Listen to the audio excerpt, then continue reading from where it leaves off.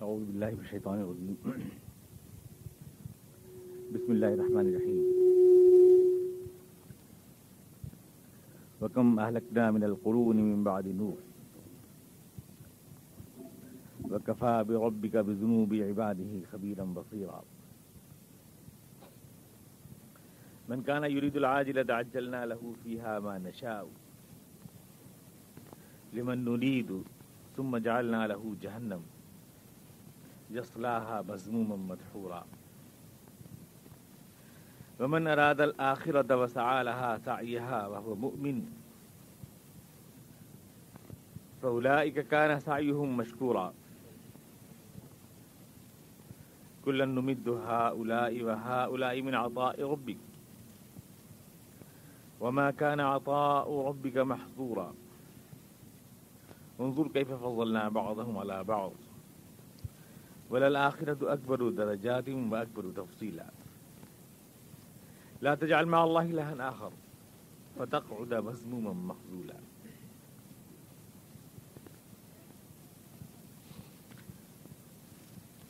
نہ جانے کتنی بستیاں ہیں اور کتنی نسلیں جو نوح کے بعد ہمارے حکم سے ہلاک ہوئیں.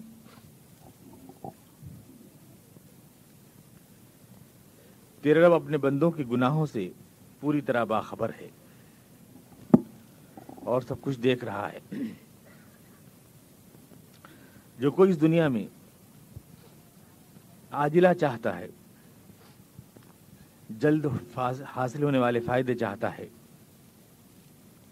ان کو ہم جلدی سے اس دنیا میں دے دیتے ہیں، جو بھی ہم دینا چاہیں اور جس کو بھی دینا چاہیں، اور پھر اس کے مقصوب میں جہنم لکھ دیتے ہیں، جہاں وہ رحمت سے محروم ہو کر ذلیل ہو کر جلنے لگتا ہے. اور جو آخرت کا خواہش مند ہوتا ہے اور اس کے لیے کوشش کرتا ہے جیسا کہ اس کے لیے کوشش کرنا چاہیے، بشرطے کہ وہ مومن ہو، تو ایسے شخص کی کوششیں قبول کی جاتی ہیں. ہم ان دونوں فریقوں کو، جو دنیا میں سامان زیست چاہتے ہیں اور جو آخرت کو چاہتے ہیں، دونوں کو عطا کرتے ہیں، اور تیرے رب کی عطا کو روکنے والا کوئی نہیں. دیکھو دنیا میں ہم نے ایک گروہ کو دوسرے پر کیسی فضیلت دے رکھی ہے، لیکن آخرت میں جو فضیلتیں اور جو درجے ہیں وہ اس سے بڑھ کر ہیں، اور وہاں کے فضیلتیں اور بھی زیادہ بڑھ چڑھ کر ہیں. تم اللہ کے سوا کوئی دوسرا معبود نہ بناؤ، ورنہ ذلیل و خوار ہو کر بیٹھے رہ جاؤ گے. من کان یرید العاجلۃ عجلنا له فیہا ما نشاء وکم اہلکنا من القرون من بعد نوح. آواز ٹھیک نہیں ہے. وکم اہلکنا من القرون من بعد نوح وکفی بربک بذنوب عباده خبیرا بصیرا. نوح کے بعد نہ جانے کتنی نسلیں ہیں جو ہمارے حکم سے ہلاک ہوئیں، اور تمہارا رب اپنے بندوں کے گناہوں سے پوری طرح باخبر ہے اور سب کچھ دیکھ رہا ہے. پچھلی آیات میں اللہ تعالیٰ نے ارشاد فرمایا تھا کہ جب کسی بھی بستی پہ ہم عذاب کا فیصلہ فرماتے ہیں تو وہاں کے جو خوشحال اور جو مالدار لوگ ہیں، جو بااقتدار لوگ ہیں، وہ حد سے آگے بڑھ جاتے ہیں. پھر ان کا اللہ کا نوشتہ تقدیر ان کے اوپر پورا ہوتا ہے اور وہ بستی تلپٹ ہو جاتی ہے. تاریخ میں عذاب کے ان نظاروں کو اور ان چیزوں کو خداوند قدوس نے بتایا کہ تم دیکھ سکتے ہو تاریخ کے مطالعے میں کہ ہم نوح کے بعد نہ جانے کتنی قوموں کو ہلاک کر چکے ہیں. وکم اہلکنا من القرون، نہ جانے کتنی نسلوں کو ہم نوح کے بعد ہلاک کر چکے ہیں. کتنی قومیں جنہوں نے اپنی دولت پر، اقتدار پر ناز کیا، اپنی حکومتوں پر، سیاستوں پر ناز کیا، تاریخی کوڑے دان میں پھینک دی گئی، انہیں کوئی جانتا بھی نہیں. آج یہ ہماری طاقت کا اور ہماری قوت کا، اور تاریخ ہمارے فیصلوں اور ہماری انگلیوں میں ہے، اس بات کا ثبوت ہے. کم اہلکنا من القرون من بعد نوح. نوح کے بعد ہی کیوں؟ اللہ نے آدم کے بعد کیوں نہیں فرمایا کہ ہم آدم کے بعد بہت سی قوموں کو تباہ کر چکے ہیں؟ نوح کے بعد کس لیے؟ ہندوستان میں ہمارے کچھ مفکرین جو فرماتے ہیں کہ نوح جو ہے وہ یہ جو منو ہے، یعنی مہا جب لگاتے ہیں ہندی میں کسی لفظ میں تو عظیم کے معنی پیدا ہو جاتے ہیں. جب نوح کو جو مہا کہا یعنی بہت عظیم نوح، عظیم شخصیت، تو وہ مہا نوح ہو گیا. تو مہا نوح سے وہ منو بن گیا. اور اس طرح سے جو منو ہے وہی نوح ہے، اور ہندوستان کی جو ہندو قوم ہے وہ قوم نوح ہے. یہ نقطہ نکال کے لائے کہ یہ ہندوستان کی جو ہندو قوم ہے یہ قوم نوح ہے، اور بس یہ نقطہ نکلتے ہی ساری دنیا جو ہے اسلام کے قدموں میں آ جائے گی. انہوں نے یہ سمجھا. اور آدم کے لیے یہ تک نکال کے لایا کہ آدم سے مراد ہے آدی منو، یعنی پہلا آدمی. آدی منو جو ہے، جو سب سے پہلا آدمی تھا وہ ہے آدی منو. لہذا یہ آدم بھی جو ہے وید کا ہی لفظ ہوا، یہ نوح بھی وید کا ہی لفظ ہوا. جو سب کچھ ہے سب کچھ وہی ہے. قرآن شریف تو خالی بس نقل کر رہا ہے، ریپیٹ کر رہا ہے. اب اس چکر میں ہے کہ بس یہ انکشاف ہوا نہیں کہ آدم سے تو آدی منو مراد ہے اور نوح سے منو مراد ہے، اور پورا بھارت اٹل بہاری واجپئی سمیت جو ہے اسلام کے دائرے میں آ جائے گا. لیکن نتیجہ کیا ہوا؟ نتیجہ یہ ہوا کہ وی ٹی راجشیکھر صاحب کا بھی ہمارا بھی پچھلے سیزن کو پروگرام تھا، انہوں نے یہ بات کہی کہ اگر منو ہی نوح علیہ السلام ہے تو ہمیں ایسے منو تسلیم نہیں ہے، کیونکہ منو نے جتنے ظلم ڈھائے ہیں ہمارے اوپر اتنے تو کسی نے نہیں ڈھائے. اگر منو کی طرف کھینچ کے لے جا رہے ہو ہمیں تو بھائی ہمیں ایسا اسلام قبول نہیں ہے، کیونکہ منو ہی سے تو ساری لڑائی ہے، منوواد سے لڑائی ہے، منو سے لڑائی ہے. تو نماز بخشوانے جسے اردو میں کہتے ہیں نا کہ چاہا تھا کیا اور ہو گیا، پکائی تھی کھیر اور ہو گیا دلیا. دعوت کے چکر میں آپ نے نوح کو بنایا منو، لیکن منو کو آپ نے بنایا تو لوگ نوح سے ہی بھاگ گئے. نتیجہ یہ نکلا. نوح علیہ السلام کو شریعت دی گئی ہے، اور پہلے صاحب شریعت نبی ہیں وہ. جب شریعت کا انکار کیا جاتا ہے تو خدا کا عذاب آتا ہے. نوح علیہ السلام کے بعد عذابوں کے سلسلے سے شروع ہوا کہ شرک کا سلسلہ جناب نوح علیہ السلام کے دور سے ہی شروع ہوا. اس سے پہلے شرک نہیں تھا. کان الناس امۃ واحدہ، پہلے لوگ ایک ہی امت تھے، اللہ کو سب اللہ کے عبادت گزار، اللہ کو ماننے والے. آدم سے لے کر نوح تک کا جو زمانہ ہے یہ توحید کا زمانہ، اسلام کا زمانہ تھا. نوح علیہ السلام کے دور میں شرک اور بت پرستی شروع ہوئی. تو اگر آپ نوح سے منو کر قوم نوح مراد لے رہے ہیں لوگوں کو، تو اس کا مطلب یہ ہوا کہ دنیا میں اولین مشرک قوم یہی ہے، سب سے پرانے مشرک یہ ہیں. شرک کی جو ہے جڑ بنیاد انہوں نے رکھی ہے. اگر یہی مطلب ہے تو اس کا مطلب یہ ہوا اولین، اسی تو آدی گرنتھ کہتے ہیں. آدی گرنتھ سب سے جو اولین مشرکین ہیں وہ یہ ہوئے، یہ قوم ہوئی. اس لیے عذاب کا جو فیصلہ اللہ تعالیٰ نے فرمایا وہ قوم نوح سے فرمایا. قوم نوح پہ ہی سب سے پہلے عذاب آیا، اور پہلا عذاب جو اللہ نے نازل کیا قوم نوح پر، اس لیے کہ تاریخ کی ساری الٹ پلٹ کے بعد سب سے پہلے بت پرستی، مورتی پوجا اور شرک کا جو حوصلہ کیا تو وہ قوم نوح نے فیصلہ کیا. تو قوم نوح کو قرآن یہ کریڈٹ دے رہا ہے. اگر آپ قوم نوح بنانا چاہتے ہیں اس ملک کو تو ظاہر بات ہے کہ قرآن کی روح سے اولین معذب قوم بنانا چاہ رہے ہیں آپ اس کو. اس کا مطلب یہ ہوا کہ دنیا کی سب سے معذب وہ پہلی قوم جس میں خدا کا عذاب نازل ہوا وہ یہ تھی. وَكَمْ أَهْلَكْنَا مِنَ الْقُرُونِ مِن بَعْدِ نُوحٍ وَكَفَىٰ بِرَبِّكَ بِذُنُوبِ عِبَادِهِ خَبِيرًا بَصِيرًا.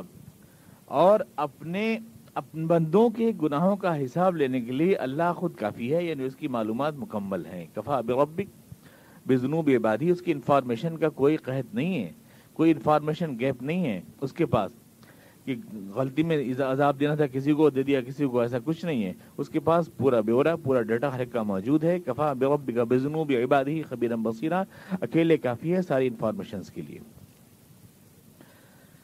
اب اس کے بعد اللہ تبارک تعالیٰ جو ہے ایک عام خطاب مشرکین کے لیے اور یہود کے لیے اور تمام لوگوں کے لیے فرما رہا ہے کہ اس دنیا میں مفادات ہی تو ہیں جو لوگوں کو عذاب اللہ سے غافل کرتے ہیں، جو لوگوں کو حق سے غافل کرتے ہیں. اپنی چودراہٹیں ہی تو ہیں جو لوگوں کو غافل کرتی ہیں. کوئی بھی انسان جو دین حق کو چھوڑتا ہے، جو قرآن کی سچی تعلیمات کو چھوڑتا ہے، اللہ کی سچی تعلیمات کو چھوڑتا ہے، سچائی جیسے میں نے کہا تھا کھٹکتی ہے ہر آدمی کے دل میں، تسلیم ہوتی ہے، سمجھ میں آتی ہے کہ سچ بات ہے، لیکن لوگ اس کو چھوڑ دیتے ہیں، نہیں مانتے. کیوں؟ کس لیے؟ اس لیے کہ اپنے مفادات بیچ میں حائل ہو جاتے ہیں، دنیا کی چیزیں حائل ہو جاتی ہیں، دنیا کا چمک دمک حائل ہو جاتی ہے. اللہ نے کتنے مؤثر انداز میں دیکھیے سمجھایا ہے. من کان یرید العاجلۃ عجلنا لہ فیہا ما نشاء، جو اس دنیا میں عاجلہ چاہتا ہے، عاجلہ عجلت سے ہے، جلدی، بہت جلد باز آدمی، مجھے تو فوراً چاہیے، میں انتظار نہیں کر سکتا، ابھی فوراً چاہیے جو مجھے چاہیے، نقد ابھی، بس اسی وقت. شیخ چلی نے جو مرغی کاٹ لی تھی کہ سارے انڈے مجھے اسی وقت چاہیے، وہ مرغی اگلی بار کوئی انڈا نہیں دے سکی.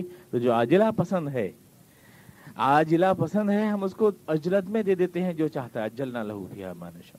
یہ دنیا عاجلہ ہے، اس آخرت کے لیے انتظار کرنا پڑتا ہے جو بعد میں آ رہی ہے. اگر آپ کو رزلٹ چاہیے وہاں کے لیے تو انتظار کرنا پڑتا ہے، اور یہ عاجلہ ہے. انگریزی لفظ ہے فاسٹ فوڈ، یعنی جلدی میں آپ کو کھانا پکا نہیں سکتے ہیں آپ، تو جلدی میں فاسٹ فوڈ ہوتا ہے. آپ نے جو ہے ستو گھول کے پی لیے تو فاسٹ فوڈ ہے، آپ نے پاپڑ تل لیا تو فاسٹ فوڈ ہے، آپ نے پکوڑیاں کھا لی تو فاسٹ فوڈ ہے. فاسٹ فوڈ جو چاہتا ہے تو اس سے جو ہے 2 منٹ کی بات ہے، پیٹ نہیں بھرتا اس سے، نہ یہ زندگی گزر سکتی ہے فاسٹ فوڈ کے اوپر. یار عاجلہ ہے یہ، من کان یرید العاجلہ تھا، یہ عاجلہ ہے دنیا جو ہے. یہ اسٹیشن ہے، گھر نہیں ہے. یہ یہاں تو گزر رہے ہیں آپ سفر میں، جتنا ٹائم تھوڑا سا آپ کو ملے تو اجلنا ہم تھوڑے سے ٹائم میں دے دیتے ہیں جو بھی دے سکتے ہیں. آپ حالت سفر میں ہیں، آپ نے کئی بار تجربہ کیا ہوگا، سفر کی حالت میں ٹرین 1 منٹ کو کہیں رکی ہے، آپ نیچے اسٹال پہ چائے پینے کے لیے کھڑے ہو گئے ہیں، بالکل وہ تصویر قرآن کھینچ رہا ہے. اس جلدی میں جو جلدی میں ہم دے دیں، جس اسٹال پہ آپ چائے پینے کھڑے ہو گئے، چائے آپ نے لی ہے، ٹرین نے وسل دے دی، ٹرین چل دی. کبھی آپ کے حصے میں جو کپ تھا وہ پورا پی لیا نہیں تو ادھورا چھوڑ کے آپ بھاگ جاتے ہیں. جتنا آپ کے حصے میں تھا اتنا ہی چھوڑ کے آپ بھاگ جاتے ہیں. جتنا جلدی میں آپ کے حصے میں آ گیا اس روا روی میں بھاگ دوڑ میں، وہ آپ نے لے لیا اجل نہ لہو. اس عاجلہ میں اجل نہ میں جلدی میں آپ کو مل گیا وہ آپ لے کے چلے جاتے ہیں. اسٹیشن ہے یہ، کوئی گھر نہیں. گھر وہ ہوتا ہے جہاں آپ کا اختیار ہو، گھر وہ ہوتا ہے جہاں سے آپ کو کوئی نکال نہ سکے. یہاں کیا ہے؟ یہ آپ کا گھر ہے ہی نہیں. یہاں وسل ہوئی نہیں ٹرین کی، آپ بھاگے نہیں. یہ تو اسٹیشن ہے. آپ بھاگیں گے فوراً کہ بیٹھے رہیں گے اسٹیشن کے اوپر کہ جانے دیجیے ٹرین کو جا رہی ہے میں تو یہیں بیٹھا ہوا، گنگناتے رہیں گے، آپ بھاگیں گے. یہاں کیا آپ گھر سمجھ رہے ہیں؟ اس گھر سے جب اللہ میاں کی وسل آئے گی ڈنڈا ڈولی کر کے باہر پھینک دیں گے گھر ہی والے آپ کو. یہ گھر کہاں ہے آپ کا؟ اور آپ کا اختیار کہاں ہے؟ یہاں پر کس چیز میں آپ کا اختیار ہے؟ بچے، دولت، عزت، جاہ، حکومت، اقتدار کیا ہے؟ کوئی کسی چیز کا بھروسہ ہے؟ آپ کہتے ہیں صاحب دولت یا صحت. آپ کو صحت پہ اپنی بھروسہ ہے کہ رہے گی آپ کے پاس؟ آپ کے اختیار میں. ابھی معلوم ہو ڈاکٹر چیک اپ کرایا، آپ شوگر بڑھی ہوئی ہے آپ کی، پریشان، اب زندگی بھر کی میٹھی سے محروم. اپنے جسم پہ اختیار نہیں آپ کا. تو نمک بڑھا ہوا ہے، معلوم بی پی آپ کو بڑھ گیا ہے، نمک نہیں کھا سکتے زندگی بھر. اپنے آپ پہ آپ کا اختیار نہیں. بہت بڑے کیپٹلسٹ ہیں آپ، بڑا کارخانہ آپ کا چل رہا ہے، پر ڈاکٹر صاحب نے لکھ دیا ہے کہ آپ شکر نہیں کھا سکتے، آپ نمک نہیں کھا سکتے، آپ گھی نہیں کھا سکتے، چکنائی نہیں کھا سکتے. تو معلوم ہے گھر میں جو کام کرنے والا نوکر ہے وہ تو انڈے کوفتے اڑا رہا ہے، اور آپ جو ہے پھیکی چائے پی رہے ہیں. آپ کا کہاں اختیار ہے آپ کے اوپر؟ اپنے جسم پہ آپ کو اختیار نہیں ہے، کسی چیز پہ آپ کو اختیار نہیں ہے. آدمی کا اپنے بچوں پہ اختیار نہیں ہے.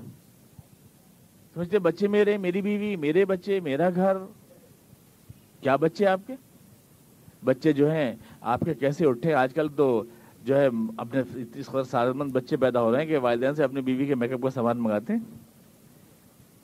کیا وہ آپ کے اختیار میں ہیں وہ بچے، یا کہ وہ آپ کے ہیں؟ کیا آپ نے کہا کہ ان کے لیے آپ سب کچھ جو کر رہے ہیں؟ یا جاہو دولت ہے، آج آپ کے پاس بڑی عزت ہے. اور مسٹر ٹھاکرے کہتے ہیں کہ مسٹر واجپئی صاحب کو کہتے ہیں کہ بہت ہی چوکھے پردھان منتری ہے، چوکھا پردھان منتری، اس لیے آج بیٹھے ہیں تخت کے اوپر. ادھر جائیں گے تو چھکا پردھان منتری کہلائیں گے. 2 منٹ کے اندر تو کچھ ہو جائیں گے. عزت کا یہاں کوئی اختیار ہے کسی کے اوپر؟ کوئی عزت کا اختیار، دولت کا اختیار 2 منٹ میں تخت سے تختہ ہو جاتا ہے. راجے مہاراجے اس ملک میں کتنے عیش کر گئے، دولت کسی کو نظر میں لاتے نہیں تھے. آج معلوم ہوا سرکاری وظیفہ لینے کی لائن میں کھڑے رہتے ہیں، دھکے کھاتے ہیں کہ لڑکوں کی خوش آمدید کرتے ہیں. کہاں چلی گئی ان کی دولت؟ وظیفے لے رہے ہیں تھوڑے تھوڑے. زمیندار جو ہے، کل تک جو بڑے زمیندار بنتے تھے، 1952 میں زمیندار ایکٹ آیا تو معلوم ہوا کہ جو ساری ان کے جتنے بھی گھر بار ہیں، کسی کا 2 روپے کرایہ ہے، کسی کا 2.5 روپے کرایہ ہے، وہ بھی کوئی دیتا نہیں، گالی بے کے بھگا دیتے ہیں. سب زمیندار نکل گیا 2 منٹ میں. اس دنیا میں کون سی چیز آپ کے اختیار میں ہے؟ کب کیا نکل جائے؟ صحت، دولت، پیسہ کچھ آپ کا نہیں تو کہا کو آپ کا گھر ہوا. یہ اسٹیشن ہے، جب تک ہے سو ہے، جب تک بھی زندگی عاجلہ ہے. یہ صرف عاجلہ fast food for the time being, کام نکالنے کے لیے بس، ختم. جو بھی ہے یہ مستقل نہیں ہے، مستقل نہیں ہے. اس کو جو مستقل سمجھتا ہے وہ بیوقوف ہے. گھر جس بچے وہ ریت کا گھر بناتے رہتے ہیں نا، ریت کا گھر بناتے رہتے ہیں، وہ ریت کھڑا کر لیا، پیر گھسایا تو یہ گھر ہو گیا. آپ کسی نے توڑ دیا، ہمارا گھر توڑ دیا، رو رہے ہیں، چیخ رہے ہیں، ایک دوسرے کو مار رہے ہیں. دوسرا سمجھتا کتنا بیوقوف ہے، اس کو گھر کہہ رہے ہیں. یہ کوئی گھر ہے؟ 2 منٹ کے لیے بنایا تھا تو ٹوٹنا ہی تھا. لیکن ہم کیا بیوقوف نہیں ہے جو ہم اس گھر کو گھر کہتے ہیں؟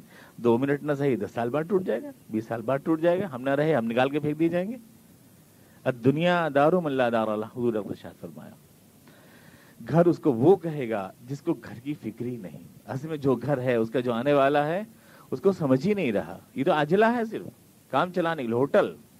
ہوٹل میں تھوڑی دیر کے ٹھہریں گے آپ, سفر میں آپ جا رہے ہیں, حالت سفر میں ہیں, ہر وقت سفر میں, ہر ٹائم آپ کا جو گزر رہا ہے. آج مثال کے طور پر آپ کا 6 اگست ہے, 6 اگست میں اس پر جو بھی ٹائم ہوا ہے 8 بجے ہیں, یہ 6 اگست 8 بجے, 6 اگست 99 8 بجے اب دوبارہ کبھی نہیں آئے گا, کبھی نہیں آئے گا. جو گزر گیا سو گزر گیا, نکل گیا, لوٹ کر کبھی نہیں آئے گا. یہ کتنی تیزی سے گزر رہے ہیں آپ. سفر ہے جیسے ٹرین میں, جو اسٹیشن چھوٹ گیا وہ لوٹ کے کبھی نہیں آتا. گزارا ہوا لمحہ کبھی لوٹ کر واپس نہیں آتا.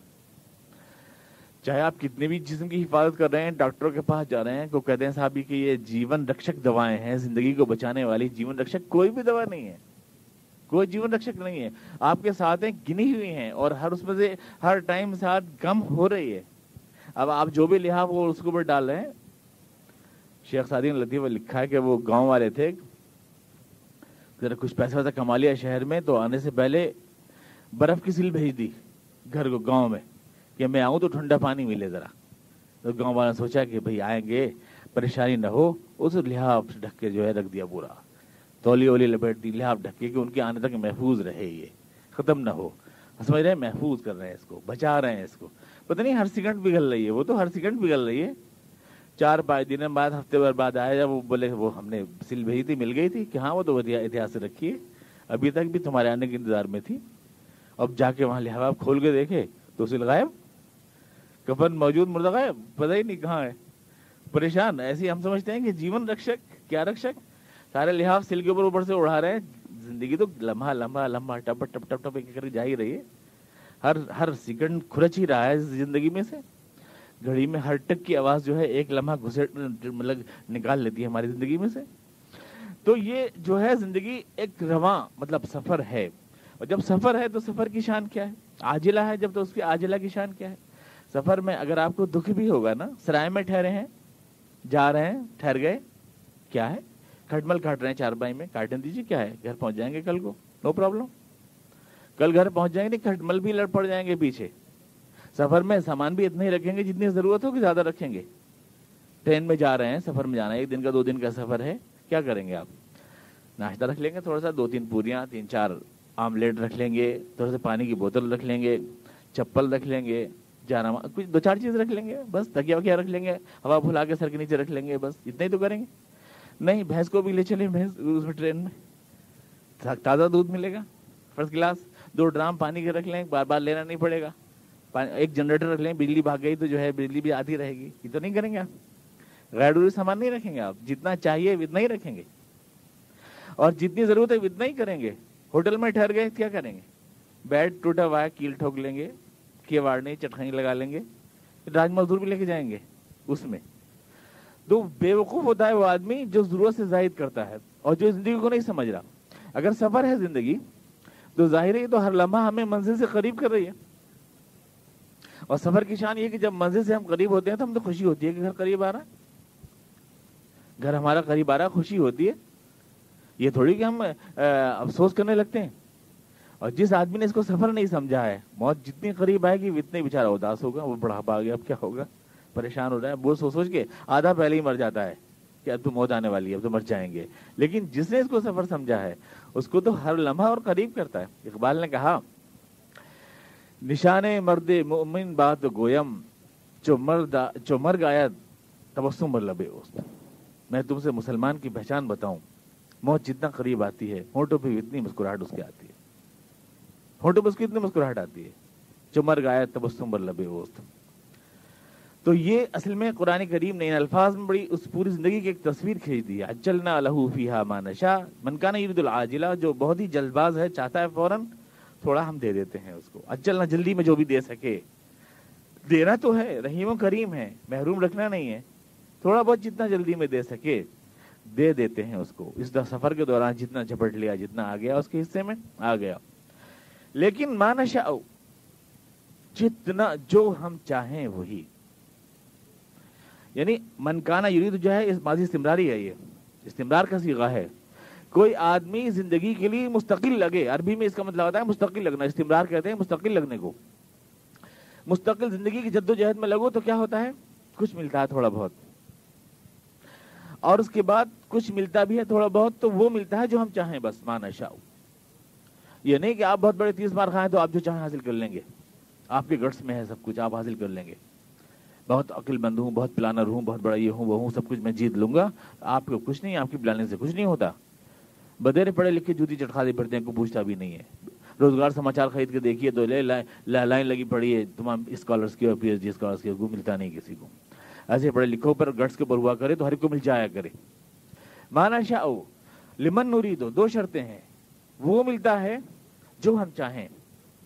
اس اسٹیشن کے اوپر کس کو گرین لیبل چائے پلانی ہے، کس کو سادی چائے پلانی ہے، کس کو خالی پانی پلانا ہے، یہ فیصلہ ہم کرتے ہیں. اس اجلنا میں بھی یہ فیصلہ ہم کرتے ہیں کہ کس کو کیا دینا ہے. اور لمن نرید، جس کو دینا ہے اس کا فیصلہ بھی ہم کرتے ہیں. یعنی ہر ایک کو نہیں ملتا اور ہر چیز نہیں ملتی، منہ مانگا نہیں ملتا اور ہر ایک کو نہیں ملتا. کیا ملے یہ فیصلہ ہمارے پاس، کس کو ملے یہ فیصلہ ہمارے پاس.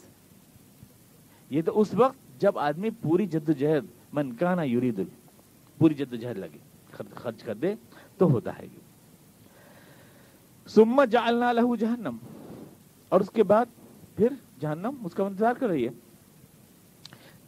پیلی چائے، ایک کپ چائے بس، اس کے بعد جیل خانہ موجود ہے، تشریف لے آئیے. جو بھی آپ کا حصہ تھا آپ نے ہی بھی لے لیا، آگے کے لیے آپ نے کوئی تیاری نہیں کی. ایک بات میں آپ کو بتاؤں، حدیث میں جو ہے سجن کہا گیا مسلمان کے لیے دنیا کو، دنیا سجن المؤمن و جنت الکافر، یہ کہا گیا. تو قرآن میں دنیا جو ہے مسلمان کے لیے قید خانہ ہے. تو قید خانے کا مطلب یہ نہیں ہے کہ مسلمان دنیا کی چیزوں سے فائدہ نہیں اٹھاتا، یہ مطلب نہیں ہے. فائدہ اٹھاتا ہے، چیزوں سے خوب فائدہ اٹھاتا ہے. دنیا کی جتنی بھی ضرورت ہے، سامان سفر میں جتنا چاہیے وہ تو آدمی رکھتا ہی ہے اور اس کی ممانعت بھی نہیں ہے. لیکن دیکھیے سب کچھ ہونے کے بعد بھی سفر میں جی نہیں لگتا. تو سجن کا مطلب یہ ہے کہ مسلمان کے پاس سب کچھ ہوتا ہے اس دنیا میں، پر اس کا جی نہیں لگتا. یہاں اس کو جیل لگتی ہے، یہ جیل خانہ لگتا ہے. ورنہ تو سب کچھ آرام ہوتے ہیں. بہت سے لوگ جو بی کلاس میں یا ایک کلاس میں جیل میں ہوتے ہیں، دیکھیں کون سا ٹھاٹ نہیں ہوتا ان کو. ہم بھی ایمرجنسی میں گئے تھے، بڑے ٹھاٹ میں تھے. 250 گرام مکھن ملتا تھا، 6 انڈے ملتے تھے، پاؤ بھر گوشت ملتا تھا، ایک اخبار ملتا تھا، کپڑے دھونے والا تھا. ہمارے ساتھ امروہ کے ایک صاحب تھے، شریف اسلام صاحب، وہ رہتے تھے. ان کا تو مستقل مرغا مچھلی پک کے آتی تھی دونوں ٹائم، وہ کھاتے تھے، دعوت بھی کرتے تھے. ایک بالکل یعنی ہاسٹل لائف ہم گزار رہے تھے، مگر جیل دل نہیں لگ رہا تھا، احساس جیل نہیں جاتا تھا. ایسے مسلمان کے لیے جیل ہے کا مطلب یہ ہے کہ سب کچھ ہے مگر دل اس کا نہیں اٹکتا. اس میں دل نہیں اٹکتا. یہاں پر دل اللہ میں ہی اس کا رہتا ہے، دل آخرت ہی میں ہے. آخرت میں مجھے اللہ کے سامنے جواب دینا ہے، کھڑا ہونا ہے، ادھر ہی توجہ رہتی ہے اس کی، چاہے کسی کو وہ توجہ نظر نہ آئے. شیخ سعدی نے ایک مثال دی ہے، عورتیں پانی بھرتی ہیں، کھڑا رکھ لیتی ہیں، پنکھٹ پہ پانی بھر کے اوپر کھڑا رکھ لیتی ہیں، بھاری کھڑا ہوتا ہے. ذرا ڈس بیلنس ہو جائے تو گھڑا نیچے آ جائے، لیکن کوئی ہاتھ نہیں لگاتی. دونوں طرف بات کرتی چلی جا رہی ہیں دنیا جہان کی، گھڑا نہیں گر رہا ہے. گھڑا کیوں نہیں گر رہا ہے؟ کسی کو دکھ نہیں رہا ہے، پر ایک اندیکھا سمبند اس کے دل میں اور گھڑے میں ہے، تبھی تو گھڑا باقی ہے. کسی کو دکھتا نہیں، کوئی ہاتھ نہیں ہے جو ٹیک لگا رہا ہے، پر ہوتا ہے کوئی اندر سمبند. ویسا مسلمان کا سمبند اللہ سے آخرت سے ہوتا ہے، چاہے کسی کو دکھائی دے رہا دے. ہر چیز میں یہ کرنا ہے، یہ نہیں کرنا ہے، اپنے آپ دل بتا دیتا ہے مجھے یہ نہیں کرنا ہے، اس سے بچنا ہے، مجھے اللہ کے سامنے جواب دینا ہے. اپنے آپ دل بتا دیتا ہے. دنیا میں رہتا ہے پر دنیا سے الگ رہتا ہے. یہ ہے مسلمان حقیقت میں ایمان. تو جو یہاں پر چاہتا ہے ہم اس کو دے دیتے ہیں فوراً جلدی میں، جو بھی ملا اچلنا لہو فی امان نشا. لیکن جتنا ہم چاہیں اور جس کو ہم چاہیں. ثم جعلنا لہو جہنم، پھر جو جہنم اس بات کی نہیں کہ تم نے دنیا کیوں مانگی. دنیا مانگی کیا ہو گیا؟ دنیا مانگنا ہمارا فرض تھا، دنیا میں آئے تھے تو مانگتے. اس بات کی سزا نہیں ہے جہنم، اس کی سزا یہ ہے کہ آخرت سے کیوں غافل ہے. اس کی سزا بات کی کہ آخرت سے کیوں غافل ہے. دنیا مانگی تھی، شوق سے مانگتے، پر آخرت کے بھی تو کچھ کرتے. تم نے اصل دنیا کا خیال ہی نہیں کیا جہاں پہ تمہیں جانا تھا. اس کی سزا میں ہے جہنم، جہاں پر وہ ذلیل و خوار ہو کر ڈال دیا جائے گا. ومن اراد الاخرہ، اور جس نے آخرت کو چاہا. ارادہ فعل ماضی ہے، من کانا یرید استمرار ہے. دنیا کے لیے مستقل جدوجہد کرو تو ملتی ہے جس کو ہم چاہیں. آخرت کے لیے تو خالی ارادہ کر لو، اللہ دے دیتا ہے. من ارادہ، جو سوچ لے، وسعی لہا، اس کے سوچے تو ہمیں اس کی توفیق بھی عطا فرماتے ہیں. وسعی لہا سعیہا، اور اس کے لیے کوشش کرے، سعیہا جیسی اس کے لیے ہونی چاہیے. سعیہا، ہا ضمیر آخرت کی طرف ہے، ہو نہیں ہے. وسعلہا سعیہو یعنی اپنی سی کوشش کرے نہیں، اپنے شائن نشان کوشش کرے نہیں، اس کی آخرت کے شائن نشان کوشش کرے. سعیہا، ہا ضمیر آخرت کی طرف ہے، آخرت کے شائن نشان کوشش کرو. یہاں خالی دعا مانگنے سے کام نہیں چلے گا، تمنا کرنے سے. یہ تھوڑی آپ لوگ یہ سمجھتے ہیں کہ بس یہاں تو کچھ کرنا نہیں ہے، وہاں پہ چیک رکھا ہے ہمارا، جا کے بس خالی کیش کرنا ہے. ہر چیز کے لیے کوشش ہے، جد و جہد ہے، چھوٹے چھوٹے امتحانوں کے لیے کوشش ہے، ذرا سی دکان کھولنے کے لیے کوشش ہے، ہر شے کے لیے بھاگ دوڑ ہے. آخرت کے لیے تو بس یہ ہے کہ ریڈی میڈ رکھا ہے، بس سائن ہوئے رکھے ہیں چیک پر، جا کے وصول کرنا ہے مجھ کو. ایسا نہیں ہے، کوشش کرنا ہے اس کے لیے. شائن نشان، شائن نشان کم سے کم اتنی کوشش جتنی تم ڈاکٹر بننے کے لیے کرتے ہو، جتنی تم امتحان پاس کرنے کے لیے کرتے ہو، جتنی تم دکان کو کامیاب کرنے کے لیے کرتے ہو، کم سے کم اتنی کوشش. وسعى لها اس کے شائن نشان کوشش.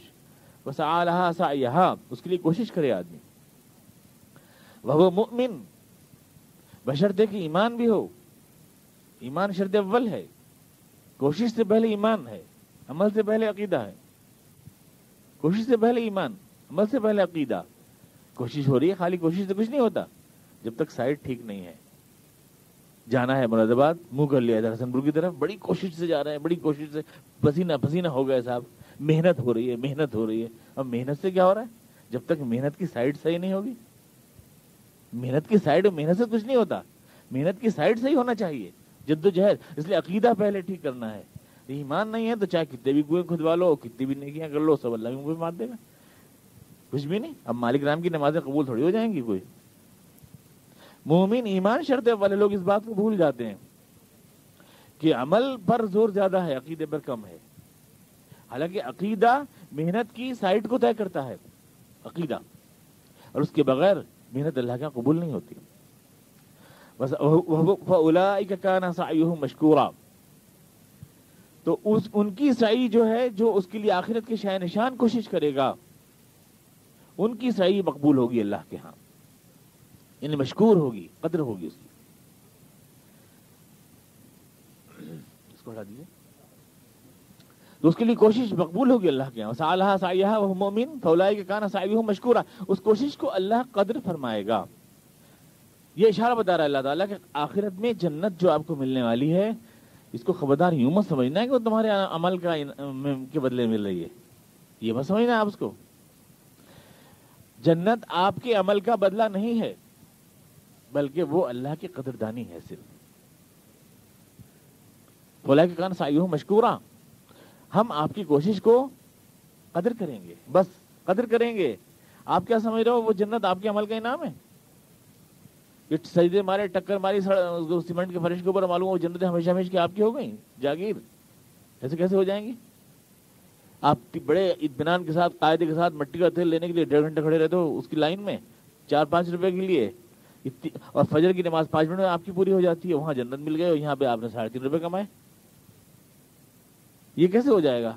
یہ تو صرف قدردانی ہے جو اللہ تعالیٰ دے رہا ہے، آپ کے عمل کا انعام نہیں، آپ کے عمل کا بدلہ نہیں ہے.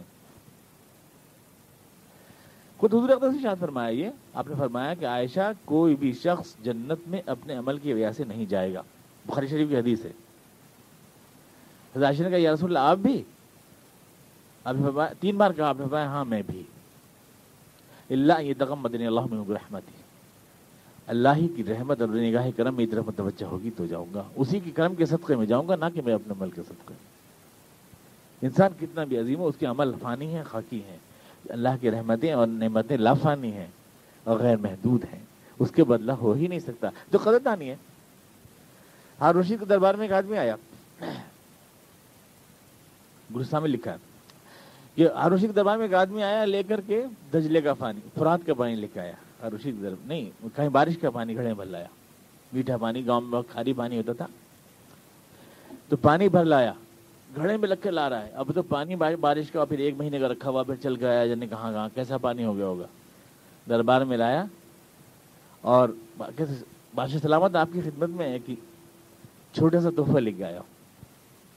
اور رشید نے کہا پیش کرو کیا تحفہ ہے. پتہ نہیں کیا لایا ہے، بہت ہی دعوے اور دھڑکے کے ساتھ اور بڑے پرپنڈے کے ساتھ ہی آیا ہے. گھڑا کھول کے دیکھا تو پانی بھرا ہوا تھا جس میں بسان آ رہی تھی. اس نے کہاں سے لایا ہو؟ اس نے بتایا موصل سے. کہاں سے لایا ہوں؟ ہارون رشید نے کہا کہ اس کے گھڑے کو اشرفیوں سے بھر دیا جائے اور جاتے وقت اس سے کہا جائے کہ محل کے پچھلے دروازے سے جائے. اشرفیاں بھر دی گئیں اس گھڑے میں اور پچھلے دروازے سے گیا تو نہر فرات بہ رہی تھی. وہاں پانی پیا تو شیریں میٹھا پانی ہو. اس نے کہا میرا سڑا ہوا پانی بادشاہ نے بھر دیا اشرفیوں سے, اس سے بہتر پانی تو اس کے محل میں بہتا ہے. نہ جانے کتنا بہتر پانی. یہ کہے کا ہی نام ہے پانی کا, قدردانی خالی. یہ میرے لیے کہاں سے آیا؟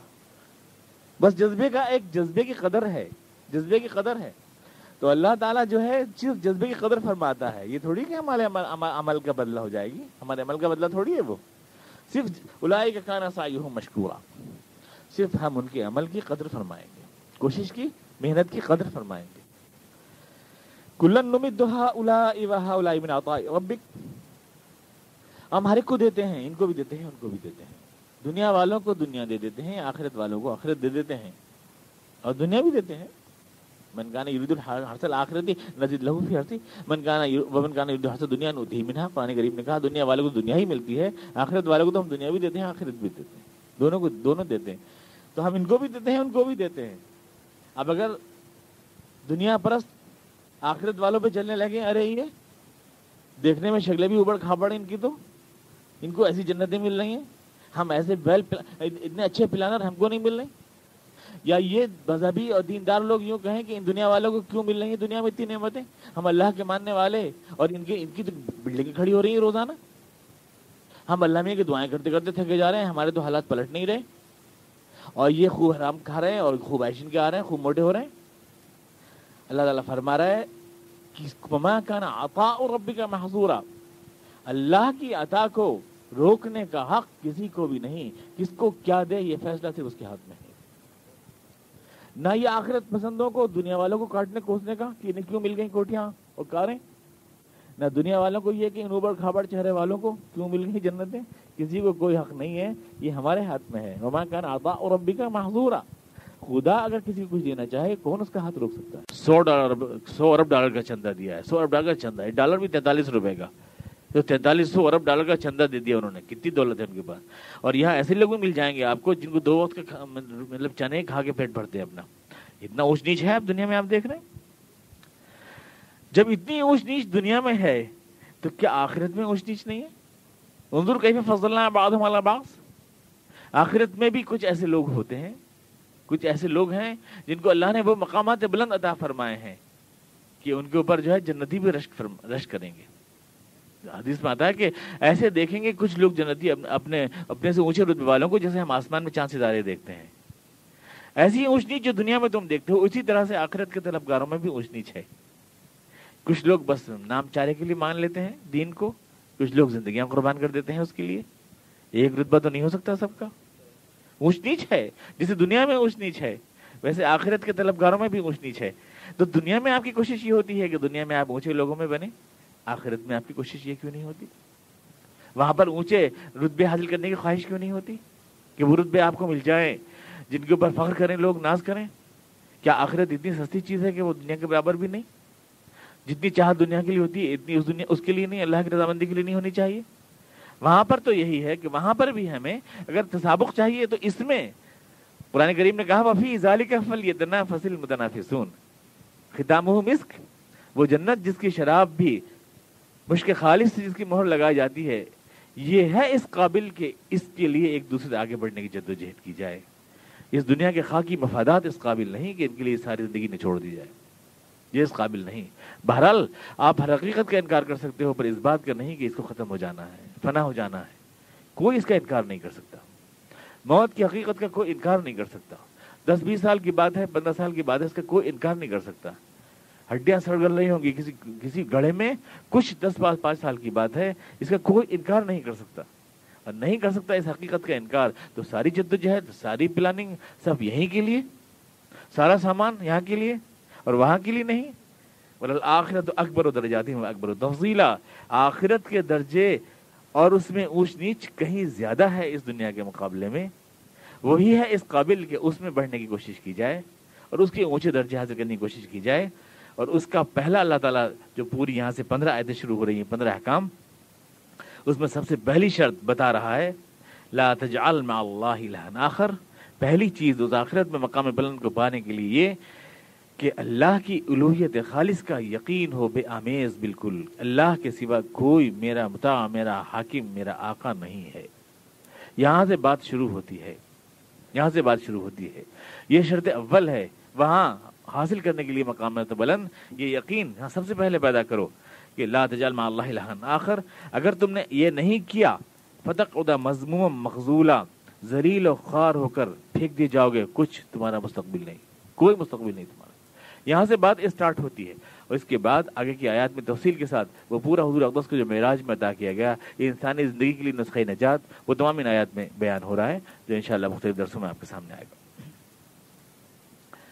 اللهم صل على محمد وعلى ال محمد كما صليت على ابراهيم وعلى ال ابراهيم انك حميد مجيد اللهم بارك على محمد وعلى ال محمد كما باركت على ابراهيم وعلى ال ابراهيم انك حميد مجيد ربنا اننا ظلمنا انفسنا وان لم تغفر لنا وترحمنا لنكونن من الخاسرين سبحان ربك رب العزة عما يصفون وسلام على المرسلين والحمد لله رب العالمين۔